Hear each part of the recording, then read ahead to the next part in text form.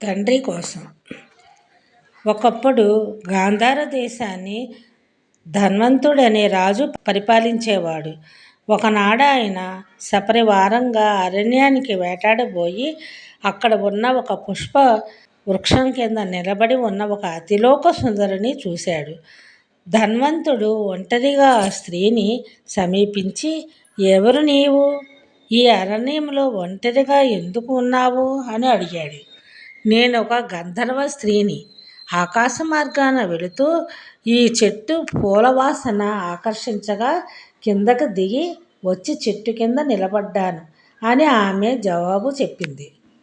నీవు మీ లోకాన్ని తిరిగి పోవద్దు, నా వెంట వచ్చి నన్ను పెళ్లాడి ఆనందం కలిగించు అన్నాడు రాజు.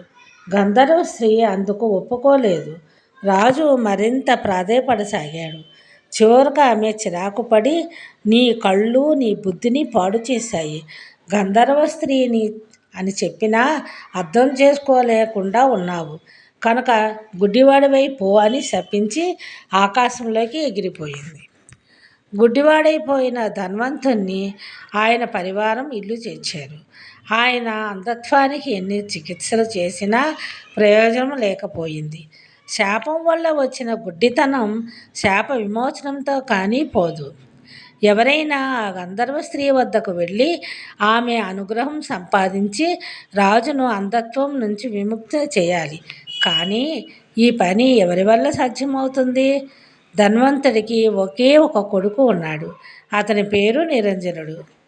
నేను ఎంత శ్రమ అయినా పడి గంధర్వ లోకానికి వెళ్ళి తండ్రిని శపించిన గంధర్వ స్త్రీ ఎవరో తెలుసుకొని ఎలాగైనా ఆమెను సుముఖురాలు చేసుకొని తండ్రి అంధత్వం పోగొట్టే ఉపాయం తెలుసుకొని తిరిగి వస్తాను అని నిరంజనుడు బయలుదేరాడు. గంధర్వలోకం ఈశాన్య దిశగా ఉన్నదని అందరూ అనేవారు. అందుచేత అతడు ఆ దిక్కుగా చాలా కాలం ప్రయాణించి ఎటూ దారి లేని ప్రాంతానికి చేరాడు. ఎక్కడ మనుషులు లేరు, తినడానికి ఏమీ లేదు. ఆకలితో శోషిల్లి నిరంజనుడు ఒక చెట్టు కింద పడుకున్నాడు. తిరిగి స్పృహ తెలిసేసరికి ఒక ఆకారం గల స్త్రీ అతని ప్రక్కన కూర్చొని అతని చేత పళ్ళు ఏవో తినిపిస్తున్నది.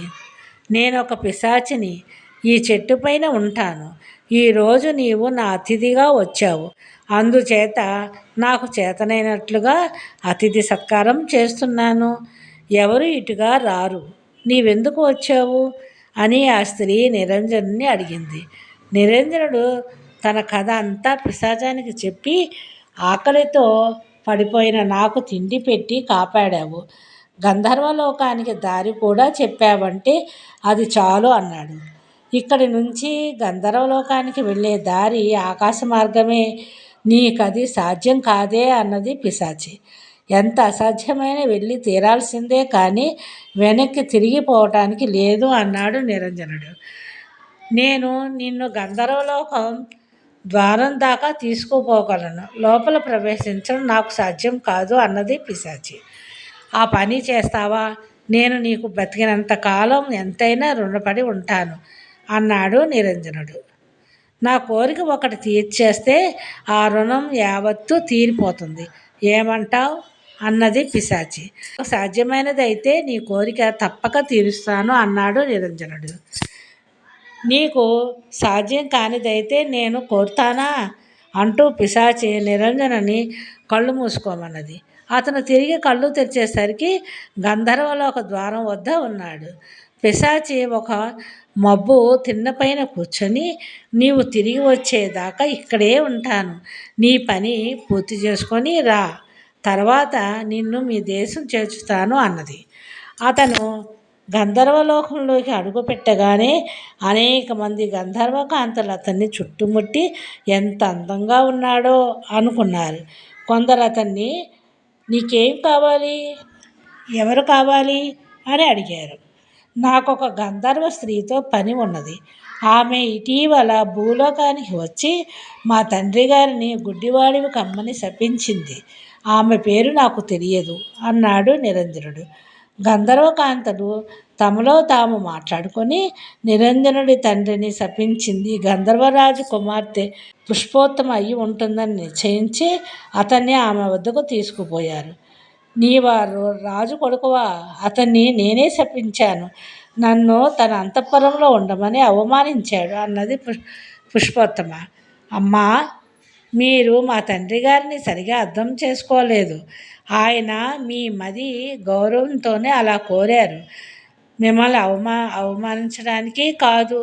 దయ ఉంచి మీ శాపాన్ని సంహరించుకొని ఆయనకు దృష్టి ప్రసాదించండి అన్నాడు నిరంజనుడు.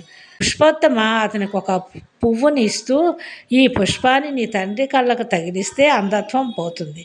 కానీ ఈ పుష్పాన్ని నీ తండ్రి కంటికి తాకించేవాడు ఆడి తప్పని వాడుగా ఉండాలి. ఆడి తప్పిన పక్షంలో మీ తండ్రి తిరిగి గుడ్డివాడైపోతాడు అన్నది. నిరంజనుడు ఆ పుష్పాన్ని తీసుకొని పుష్పోత్తమ వద్ద సెలవు పుచ్చుకొని గంధర్వలోకం ద్వారం దాటి పిశాచి ఉన్న చోటికి తిరిగి వచ్చాడు. ఆమె ఒక్క క్షణంలో అతన్ని గాంధార దేశంలో రాజభవనం వద్ద చేర్చి, రాజకుమారా, నీకు నా వల్ల కావలసిన సహాయం అయిపోయింది. నా కోరిక తీరుస్తాను అన్నావు. నన్ను పెళ్ళాడు, అదే నా కోరిక అన్నది. నిరంజనుడు, సరే, నేను త్వరలోనే తిరిగి వస్తాను, ఇక్కడే ఉండు అని రాజభవనంలోకి వెళ్ళి గంధర్వ స్త్రీ ఇచ్చిన పుష్పాన్ని తన తండ్రి కళ్ళకు తాకించాడు. వెంటనే రాజుకు యథాప్రకారం దృష్టి వచ్చేసింది. తర్వాత నిరంజనుడు తన తండ్రికి మంత్రులకు పిశాచి సంగతి వివరంగా చెప్పి ఆమెను వెంటనే వివాహమాడతాను అన్నాడు. వద్దు, నీవా పిశాచిని పెళ్ళాడకు అన్నాడు రాజు. అన్నమాట తప్పితే మీకు తిరిగి అంధత్వం వచ్చేస్తుంది. నేను పడిన శ్రమ అంతా వృధా అయిపోతుంది అన్నాడు నిరంజనుడు. నీవు పిశాచిని పెళ్ళాడే కన్నా నేను మునుపటిలాగే గుడ్డివాణిగా ఉండటమే నయం అన్నాడు రాజు. కానీ అతను ఆడిన మాట తప్పడం కంటే పిశాచిని పెళ్ళాడటమే నయం అన్నాడు నిరంజనుడు. అతను పిశాచి వద్దకు తిరిగి వచ్చి, నేను నిన్ను పెళ్ళాడి నీ కోరిక తీరుస్తాను. కానీ నీవు మాత్రం ఎవరికీ కనబడకుండా ఒక ఇంట దాగి ఉండాలి. నిన్ను చూస్తే అందరూ దడుచుకుంటారు అన్నాడు. నన్ను పాణిగ్రహణం చేసుకున్న తర్వాత నీవెలా ఉండమంటే అలా ఉంటాను అన్నది పిశాచి. నిరంజనుడు లాంఛనప్రాయంగా ఆమె చెయ్యి పట్టుకున్నాడు.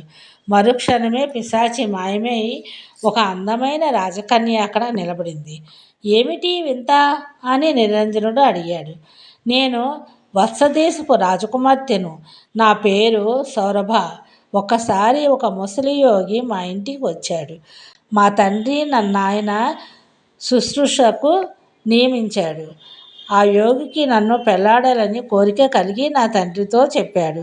మా తండ్రి యోగికి భయపడి సరే అన్నాడు. కానీ నేను మాత్రం ఆ ముసలివాడిని పెళ్ళాడటానికి ఒప్పుకోలేదు. యోగి అలిగి నన్ను వికారాకారం గల పిశాచం కమ్మని శపించాడు.